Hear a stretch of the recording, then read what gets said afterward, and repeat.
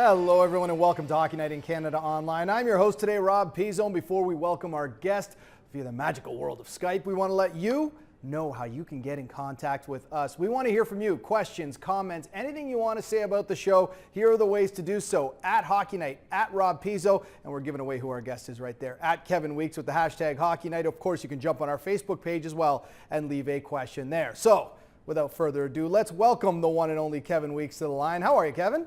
I'm good, Pease. How you doing, man? Good morning, everybody. Yeah, it's great. It's the last week of the season. I always talk about the first round of the playoffs being a great day. Obviously, when the season starts is a great day, but this week before the playoffs begin is always fun. Constant watching of the scoreboard and the standings, and we've got plenty of questions to get through, so let's get right to it. And the first few deal with something that's not even on the ice. Obviously, the big news yesterday, Trevor Linden was hired as the president of hockey operations for the Vancouver Canucks a day after Mike Gillis was let go as general manager and president of the team. So our first two questions come in regarding the Canucks. This is from Paul Lalonde. Well, let's hope Trevor does a good job. I'm not sure he's the best choice, but he deserves a chance. And really, I think he will do a way better job than Gillis. Also, another one from Scott Hawes. I like Linden, but he has zero experience running an NHL club. Wish him well, but believe this is another train wreck ready to happen. Your thoughts on the hire in Vancouver, Weeksy?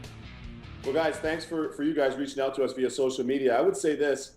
Trevor Linden has been the most beloved Vancouver Canuck of all time. There's no question about it. He still makes Vancouver home. Has a lot of equity built up with the Vancouver fan base and Vancouver faithful.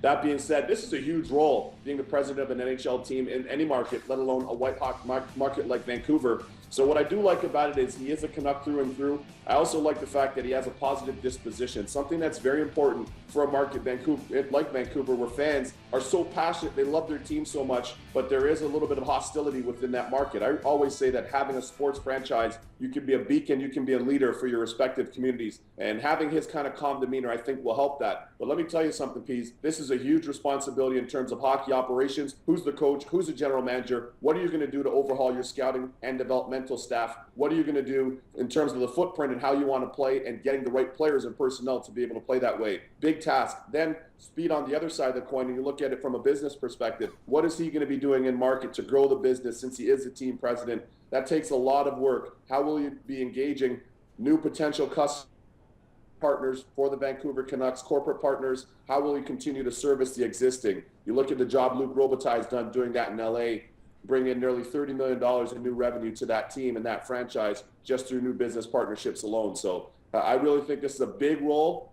It's going to fan some flames in Vancouver in what's been a turbulent time this season. But Trevor Linden's going to have to put on his suit and look as sharp as he did yesterday, but also roll up his sleeves and get gritty and get involved in the community and get involved in the grassroots and also on a business corporate side as well. Big task for him. Certainly his to-do list is very, very long. And with the draft really right around the corner, he really doesn't have a lot of time to get that done. Let's stick with the front office, but with another Canadian team, and talk a little bit about the Toronto Maple Leafs. Yesterday, reports coming out that Tim Leiweke and the Toronto Maple Leafs may be interested in Brendan Shanahan for a front office job. And if the reports are true and he does take the job, he's basically going from a job where everyone criticizes his moves to a job where probably everyone's going to continue and criticize his moves. Your thoughts on how Brendan Shanahan would fit with the Leafs organization? Well, I was fortunate enough to play with Shanny twice in my career, and what I like about him, and now we work together at the league, obviously he's in a different department, but what I like about Shanny, he's a very detailed guy. He's exceptionally bright. He's a very hard worker. And you look at his role within the National Hockey League, not only as a player somewhat recently, 5 years ago, but Hall of Fame career, now inducted into the Hockey Hall of Fame. He's a Mimico boy just up the road here in Etobicoke. And then just how bright he is off the ice. He's always been involved off the ice. He's always had a good rapport with a lot of people in different aspects of the hockey business, and he continues to do that. And one of the great things about his job and working at the league is he wears a lot of different hats. It puts him in a lot of different situations. He has a lot of meaningful discussions, and he's got a lot of great experience in the short time that he's been at the league so far. So you add that to his resume as a player. You add that to the fact that he's open-minded, he's progressive, he's one of the new age type guys, more the type of guy that we need in the game. And I really think that this is a great opportunity potentially for him. I can't really speak too much for him at this point in time. I do know that he loves his job at the league. He's told me that time and time again, but he's also always open to other opportunities, and he doesn't like to slam doors. So for a Toronto kid, like Brendan Shanahan, who just grew up, up the QEW. I think this could be a great opportunity for him. Should it be one that he wants to explore? I'm told that there is some traction here from his standpoint, but ultimately he wants to do what's really best for him and his family, because New York is home. His wife and his kids, they're settled there, living on the Upper East Side. Although Toronto is his birth home, there's a lot of things that'll have to come together to make this the right move for him to make, because he does have a great situation at the league and he's done a hell of a job. Like I said, he's certainly a glutton for punishment if he does take that job. Both jobs would just have so much scrutiny. Let's continue on, and with a team that he played for, the Detroit Red Wings. We've got a question coming in from Adam Talley. Detroit Red Wings in the playoffs for a 23rd year in a row. A record, and I'm just going to stick this in here. The record is actually held by the Boston Bruins, the 68-69 Boston Bruins, a 29 straight playoff appearances between 68 and 96. But how impressed are you at the job that Mike Babcock and this team have done? Because we were looking at this streak as possibly ending just 2-3 weeks ago. Yeah, I'm extremely impressed with what Mike Babcock and Ken Holland and the whole staff have done, really. You got to look at this in a big picture. I mean, the NHL is so competitive. There's hardly any margin for error now, with the competitive balance being what it is. And this is a great example of how you can retool on the fly. We know that the Wings have world-class players at different positions, some of their veteran players, and a lot of those guys have been injured. In fact, all of those guys have been injured. Eriksson's been injured. You got Franzen, Datsuk, Zetterberg, all these guys, Jimmy Howard. All these guys, are top shelf players in the league and internationally, and all of them have been injured at one point. The Wings just kept chugging along. And this is why I speak to the importance of development. When you look at this streak, a lot of this, to me, speaks to the development of their prospects, how they're able to complement those prospects with the right existing players, the right signings, the right trades. All those things have to come together. And, again, I think I mentioned this on Hockey Night Radio the other day. It was 3 weeks ago. We had a Hockey Night in Canada show. I got home. I was in the basement at about 2-something in the morning, and I got a text from Jimmy Howard, and he said, "Weeksy, we're getting in." And that gave me goosebumps. I mean, that was about 3.5 weeks ago. He said, "We're getting in." And sure enough, yesterday they got in. And right after they clinched, although he didn't play, Gustafsson played last night. I texted him right after, and I was like, man, that's pretty impressive, because you did call it, you nailed it, and then more importantly, you went out and delivered. Your team went out and delivered. So props to the Detroit Red Wings for their amazing run that they've had.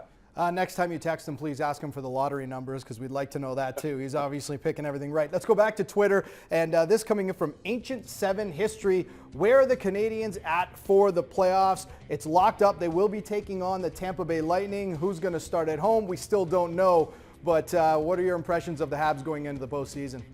Well, I think the Habs are playing great hockey. If anything, I think they're almost overachieving when you look at their personnel. But a lot of it really revolves around the addition of Thomas Vanek, who gives them another size, another dimension, a big body player. And an underrated part of his game is his ability to pass the puck. Everybody thinks of him as a one-dimensional scorer. Not so. Watch the games, folks. This guy is a multi-talented offensive player. So now you complement that with Max Pacioretty, who you're showing right there. Pacioretty, we know he's been explosive. We know he has a great shot, but he's willing to go through the middle of the ice more than ever before. And really, that to me speaks to how he has a 39 goals. So when you look at their team, the top line of Desharnais, Vanek, and also Pacioretty, they've been great. And Carey Price is Carey Price. So now let's look at the matchup here. They're going up against the Tampa Bay Lightning. Skating will be a premium and a key factor just based on the youth on both these teams. Montreal, if they're able to get that home ice, I really think that does wonders for them, because Tampa does have so many first-year young players in their group.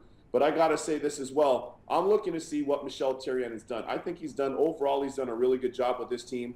But I've said it before, and I'll say it again. I don't like the way that he's handled Subban. I've been watching it for the last 4 or 5 years just within the organization. Something has to give here. You can't have a Norris Trophy defenseman playing 17 minutes a game and jacking around with his ice time. I don't think that that's good coaching. I don't think that it's good player management. And quite frankly, if you're trying to coach the Montreal Canadiens, you're coaching a franchise to win, an illustrious franchise. You're not coaching contracts. So I'm interested to see where that goes, because I know that John Cooper is not doing the same thing with Victor Hedman, that's for sure. All right, Weeksy, we've already talked about one wild card team in the East. Let's go to the other one, in the Columbus Blue Jackets. We've got a question coming in from B. Sanderson 19. The Blue Jackets make the playoffs? Where did they come from? Hashtag Bobrovsky. Well, listen, I think it's great. We were talking about it last night on the NHL Network, and we were joined by Matt Calvert after the game. And Columbus, you got to watch the games. This is a team all season long that's been very competitive. They're very skilled. They play a hard game. They're willing to go through the middle of the ice to make plays offensively. They pay the price along the wall. I mean, yes, you can start with Bobrovsky, the reigning Vezina winner. Ever since he returned from his injury, he looks like the Sergei Bobrovsky that we've come to expect. I'm told from speaking to the coaching staff and players in Columbus, this is the first guy at the rink. He's the first guy in the weight room. He's the first guy on the ice. He's the last guy off the ice, and then he's in the weight room. He literally sets the tone for this team and this franchise in terms of the work ethic and the leadership. And oh, by the way, he performs pretty much on a nightly basis. But again, there's such a nice compliment and a nice mix. Look at the year that BC native Ryan Johansson has had this year.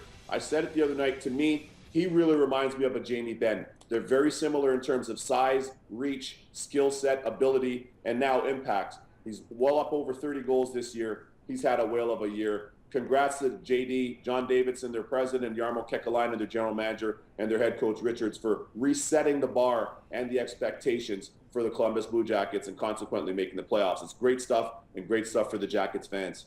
All right, Weeksy, we got a couple of minutes left. Let's see how many more of these we can get in. JDirt31 on Twitter wants to know who has the horses to run with the Bruins in a 7-game series. Well, I got to tell you, the Bruins are my team in the East because they come at you in so many different ways, and they have so many different phases to their game. Lines 1 through 4, they're stacked. Their fourth line can make plays, whether it's Gregory Campbell, Paille, Thornton, any type of a combination. The third line I love right now is Soderberg. He's really been excellent this year. Riley Smith, who you just showed, the Boston Bruins 7th man of the year as voted by the Bruins faithful and deserving of that honor in his first full year in the National Hockey League. Don't even get me going on the big boys up front with the top line. That top line is indefensible, and they have been, and Jerome McGinley fit in perfectly, slots in there for the role that was vacated with the departure of Nathan Horton. Just love what that team brings to the table. Tuukka Rask is, to me, the third best goalie in the world right now, behind Quick and Lundqvist, right up there in that super, super elite group. They attack, they're nasty, they're physical, and they can defend. And by the way, if you speak to any general manager or player personnel person within the National Hockey League, they're literally combing the world over for Milan Lucic 2.0. He's that good of a player. He's that rare of a player in the National Hockey League. All right, Weeksy, we've talked about the teams at the top. Let's go to the teams at the bottom, because ClayRest14 wants to know, do teams intend on losing games if they have a poor season to increase their chances at the lottery? Obviously, it's not something they're going to say out loud, but how often does it happen? You know what, Clay? I've been fortunate enough to be in the playoffs 6 times during my playing career, and I've been also unfortunate to be not in the playoffs about another 6 times. So I can tell you, at least from a player perspective, those guys want to go out and play as hard as they can. The smart players certainly do, because you're trying to solidify a job for the next season, especially if you're a young player that's kind of trying to establish yourself in the NHL. So at this point, you know, when you really look at it, I don't think that any team is really tanking. You look at the way the Buffalo Sabres have played. The Sabres have been awesome. I mean, ever since Teddy Nolan's come aboard, they've been a tough out. They've been difficult to play against. You look at the Calgary Flames. You kidding me? I called them the Frisky Flames all season long. Last night, they also go on once again and beat the LA Kings on home ice at the Saddle Dome. So a lot of those teams that are lower, quote unquote, down in the standings, they're playing really hard. It's about pride. You're an NHL player. You have to fulfill your obligation. Organizationally, yeah, sometimes you may get a GM that thinks one thing or an assistant GM that thinks the other. But ultimately, they're not the ones playing the games. The guys in the locker room that are serious about their craft are professional. They want to go out. They never want to be embarrassed. Who wants to get embarrassed playing street hockey? You and I were talking about it before the show even started, let alone under the bright lights of playing in an NHL game. The one thing I know about professional athletes, they didn't become professionals by losing anything. They are very competitive. Last question before we go, and we've got to be quick on this one. It comes from Randman39. Wants to know how the referees are going to call it during the playoffs. Weeksy, we always see maybe a little bit of a shift in the way plays are called and penalties are called in the playoffs. Last night, Calgary and LA, the first penalty-free game in Calgary in the team's history. And this is the call that kind of got a lot of people a little bit weary. TJ Brody hauled down on a breakaway, no call there. How different are we going to see calls made in the playoffs?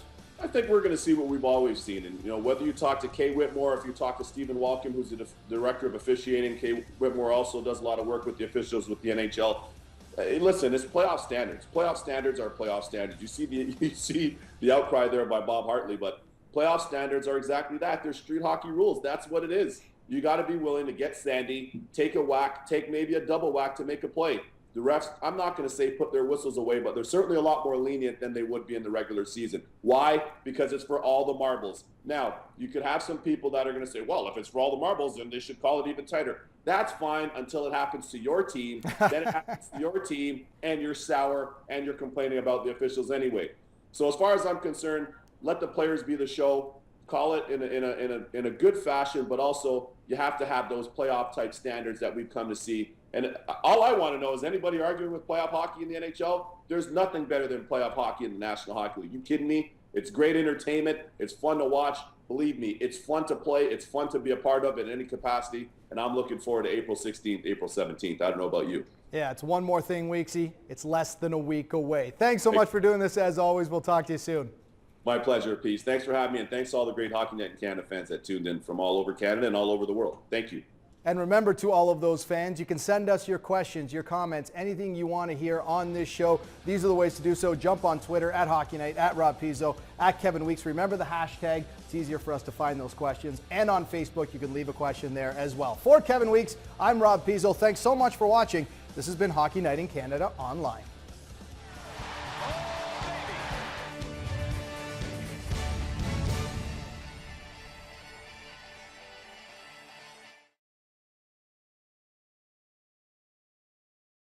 Thanks, guys.